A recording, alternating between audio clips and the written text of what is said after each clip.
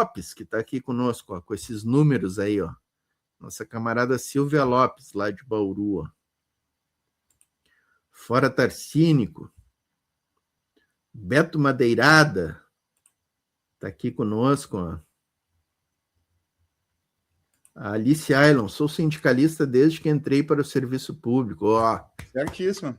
Parabéns, camarada, parabéns. Isso aí, servidores públicos. Eu sou testemunha da importância dos sindicatos, porque na hora que teve os processos, que o pessoal que não era sindicalizado teve que pagar honorários advocatícios de 5% em cima do que ganharam, né? Enquanto o sindicato fez tudo para mim. Eu tive lucro sendo sindicalizado. Só isso aí já vale a pena, né? Ser sindicalizado, porque só as ações... Não foi uma vez isso, mais de vários processos. Famoso Sindjus, né, ó, Celso? Sindjustra? Sindjustra, né? Mas eles se unificaram, né? Sim, antigamente era Fena, não... esqueci. Vamos para o Nassif aqui, ó. Vamos. Depois do Nassif. Vamos para o Nassif aqui, vamos. Depois do Nassif, eu vou repercutir o Ceitec aqui, que o Jonathan Souza é break news do Ceitec aí. Só a Voz Trabalhadora vai dar essa notícia aí. Vai, Nassif. Aí essa ofensiva contra as instituições, contra o Supremo Tribunal Federal, essa tentativa de ligar a Lula ao caso Master e tudo. Por trás disso, você tem um fenômeno que ocorreu que pouca gente percebeu até agora. Quando se fala do Master, o que se pensa? Meia dúzia de aventureiros ligados ao Centrão e tudo. O que está ocorrendo com o mercado financeiro brasileiro é uma coisa muito mais ampla, que foi a entrada decisiva do crime organizado no mercado brasileiro. Decisiva. O crime organizado hoje, o recurso do fundo do crime organizado é fundamental para manter rodando aí essa pirâmide que se transformou no mercado.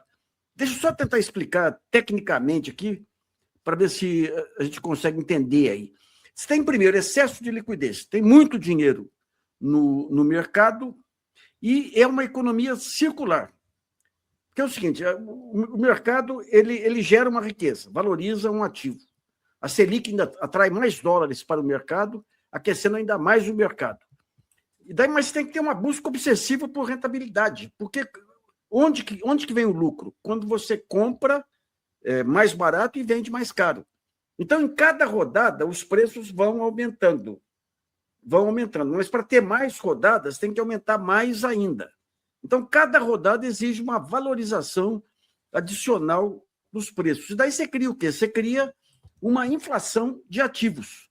Para sustentar o ciclo, você tem uma valorização excessiva de imóveis, recebíveis, precatórios, créditos judiciais, direitos futuros, é tudo isso que está por trás aí dessa ciranda financeira terrível que virou o mercado. E daí você tem uma escassez de lastro. Como é que você cria um fundo? Você tem que pegar um conjunto de papéis, pode ser ações de uma empresa, que nem a Ambipar, pode ser títulos de crédito, pode ser fundos precatórios e tudo. Você coloca numa carteira, supostamente aquilo vai se valorizando, e você vende investimentos para o poupador comum lá comprar cotas daquele fundo e ganhar parte da valorização. Então, os ativos para originar novas operações são fundamentais. E quando eles ficam escassos, que é o que está ocorrendo hoje, a ponto de você ter aí ações do BESC, lá do Banco do Estado de Santa Catarina, Banco Quebrado, servindo de originação, é porque o sistema se torna perigoso. Hoje nós temos uma situação no mercado absolutamente instável. E quais são as características disso? Créditos frágeis, aqueles créditos que você tem pouca chance de receber, que são embalados como fundos estruturados. Esses COIs aí, que as plataformas vendem, que tanta gente caiu, aí levou prejuízos enormes, né? São ativos de difícil verificação. Ou seja, eu compro lá um precatório, quanto que eu paguei aí? Pode ser 12 milhões, pode ser 100 milhões. Quem é que vai verificar? Você não sabe. Se você não tem uma negociação permanente daquele ativo, você não sabe que preço dá nele. Você tem avaliações, CVM, Banco Central, que se baseiam em modelos, não no mercado real. E intermediários dispostos a resolver documentação, lastro e liquidez por vias duvidosas. Daí entra o crime organizado, que ele tem uma função, hoje em dia, central no mercado. Primeiro, é um capital paciente e opaco. O crime organizado não precisa explicar a origem dos recursos. Ele não sofre pressão de cotistas ou investidores e até aceita um retorno mais baixo em troca da lavagem de dinheiro. E ele fornece o que o mercado precisa, aí, os tais originadores, são créditos judiciais, reais ou forjados, empresas de fachada com um faturamento ajustável. Então, você compra lá uma empresa por 10, diz que ela vale 100, que é o que está acontecendo aí. Imóveis superavaliáveis. O que é avaliáveis? Você compra um imóvel por 10, mas declara por 100 e não tem como você conferir aí, porque o CVM não tem uma estrutura para fiscalizar, né? E recebíveis, recicláveis, tudo isso aí. Então, os pontos de infiltração aí do crime organizado, desse dinheiro, onde que entra? No mercado de crédito estruturado, nesses fundos de investimento em direitos creditórios, precatórios, créditos judiciais, no mercado imobiliário financeiro, essas sociedades de propósitos específicos em cascata, e em bancos médios e plataformas de distribuição, em fintechs e criptoestruturas. Então, tudo isso, quem está mantendo, digamos, a roda girando aí, é o dinheiro do crime organizado. Porque você começou a rodar tanto, a pirâmide rodar tanto, chegou uma hora e fala, quem é que vai querer entrar nessa fria? Vem o dinheiro do crime organizado que pode ser lavado. Por isso, veja bem, a guerra é entre um país que quer se institucionalizar, que quer uma polícia federal atacando o crime organizado, que quer regras, que quer um poder judiciário funcionando, e um outro país que quer tudo desregulado. Então, você vem um Bolsonaro, aí, o Roberto Campos, era tudo desregulado. Beneficia a milícia lá do Rio das Pedras e beneficia a milícia aqui da Faria Lima. Então, é isso que está em jogo aí, por trás dessa questão do Banco Master. E toda a campanha da imprensa contra o Supremo, muito por culpa do Supremo também ter permitido não ter um código de conduta aí, mas essa campanha, você compara a campanha da imprensa na Operação Colosso, aquelas operações que miraram a Faria Lima, onde está o crime organizado, e compara com a campanha que foi feita contra o Supremo. Porque o que está por trás? É o interesse do mercado, e não é apenas dos banquinhos tipo Banco Master, não. É uma engrenagem que foi tão viciada pela falta de regulação, que só o dinheiro do crime organizado para manter funcionando. Grande Nassif, sempre com grandes colocações, né? Mas o que ele falou aqui é perfeito, né, cara? Esses caras aí da direita, da extrema direita, para eles interessa, por isso que eles querem quebrar o serviço público, o que a gente estava tratando antes, tirar a estabilidade, desregulamentar ao máximo as atividades, especialmente o sistema financeiro. Porque se tu pegar, por exemplo, o que foi pego ali na Carbono Oculto, jamais aconteceria se o Campos Neto não tivesse no Banco Central desregulamentado todo o sistema financeiro, se ele não tivesse permitido a existência dessas fintechs, que são uma aberração. Isso. As fintechs são uma aberração, cara. E eu não entendo, até entendo. Eu ia dizer que eu não entendo como é que os grandes bancos não se insurgiram. A Febraban... Eu não entendo. Não, mas eu entendo, sabe por quê, Celso? Porque os grandes bancos também se utilizam das fintechs. Eles também se beneficiam com as fintechs. Vendem os papéis das fintechs. Não, eles compram. Se tu for ver aí, todos os grandes bancos hoje têm fintechs no seu grupo. No seu grupo empresarial. Elas pagam mais do que a média, então o banco acaba lucrando. E aí tu tem o banco formal e tu tem as fintechs que estão ligadas ao banco. O Banco Master, por exemplo, tinha várias fintechs ali, né? Inclusive esse Nubank aí, que é patrocinador da Globo hoje, o Nubank, de quem é o Nubank, cara? Esses dias eu vi até. O Nubank é de um desses grandes bancos aí. Então, eles vão longe, eles são rápidos, né? Mas não existiria, cara, não existiria. A Carbono Oculto não precisaria ter acontecido, e toda a farra que a Faria Lima fez junto com o PCC de lavagem de dinheiro com os postos de combustíveis de fachada jamais teria acontecido se não fosse essa desregulamentação, né? E o Bolsonaro, ele desregulamentou vários aspectos da nossa economia, né? Além dessa do mercado financeiro, tem outros aí, setor de plano de saúde, né? Da saúde, da educação, né? Hoje em dia, tu abre uma escola particular aí com muito menos exigências e requisitos, né, e formalidades.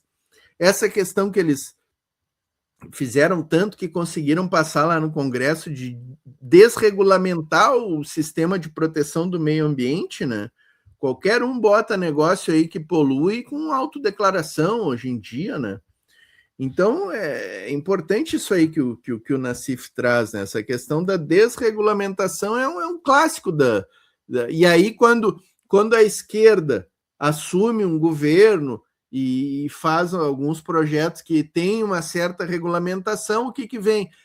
Olha a burocracia, a dificuldade para ser empreendedor. No governo Lula é quase impossível ser empreendedor, porque não sei o quê, por isso e aquilo, né? É aquele discurso, né? Que sempre vem, né? Bozolixo foi um atraso de décadas, diz a Maria Cristina. É perfeito, né? Perfeito. Mas que bom que o Nassif está trazendo aí todas esses... E batendo forte na questão da mídia sempre, né? Na questão dessa tentativa da mídia de desviar o foco, né? Exatamente. No fim das contas é isso, cara. Eu ia trazer essa matéria aqui, ó, que já estava engatilhado. Ou eles estão mentindo ou estão desviando o foco, cara. É sempre assim. Ou eles estão mudando uma notícia ou então estão desviando o foco da notícia principal. Que esse aqui é um dos grandes desvios de foco. Ó. Sem culpa de nada. Ibanez. Governador do Distrito Federal, Ibanez Rocha, tem repetido a famosa estratégia do espertalhão. A mesma que ele usou após os ataques golpistas do 8 de janeiro, porque ele fingiu que não tinha nada com aquilo, desapareceu no dia. Só que ajudou, né? A dar o golpe e ficou de fora da investigação. Laura, conta pra gente que estratégia é essa que o Ibanez está usando de novo, Laura. Rodrigo, olha só que coincidência interessante. Logo depois dos ataques golpistas do 8 de janeiro, o Ibanez atribuiu a falha ao então secretário de Segurança Pública, o Anderson Torres, e também disse que havia confiado nas informações do então secretário interino, o Fernando Oliveira. Ou seja, o Ibanez disse que não tinha nada a ver com isso. Agora, olha só, no caso do Banco Master, o Ibanez tem dito a aliados que apenas confiou no ex-presidente do BRB, o Paulo Henrique Costa. Tá notando a semelhança aí, Rodrigo? Muita confiança em gente pouco confiável, né? E tem mais, uma semana depois de explodir toda essa informação de que o governador do DF teria conversado com o dono do Banco Master, o Daniel Vorcaro, o Ibanez disse para a TV Globo que o único erro dele foi ter confiado no Paulo Henrique Costa, Rodrigo. Ou seja, ele é um coitado e a culpa é sempre dos outros, né? A culpa é do Anderson Torres, no caso do golpe, agora a culpa é do Paulo Henrique, no caso do Master. Conversar com o Daniel Vorcaro não seria tanto assim o problema. O problema é que ele botou o Banco de Brasília, o BRB, para comprar o Master, que era uma instituição podre. Ele tem que se explicar sobre isso. Agora, uma pergunta para a audiência. Se o Ibanez não tem culpa de nada, se o problema foi confiar demais nos outros, parece letra de bolero, né? Meu problema foi confiar demais. Por que tem pedido de impeachment sendo protocolado contra o Ibanez, hein? Teve um pedido, inclusive, protocolado nessa semana na Câmara Legislativa, lá do DF, assinado por representantes do PT, PV, PCdoB, Rede, PDT. É o terceiro pedido de impeachment nesse ano contra o Ibanez. O texto traz notícias que foram divulgadas relacionando Ibanez Rocha com a compra de carteiras de crédito do Master pelo BRB. E o STF, eu falei,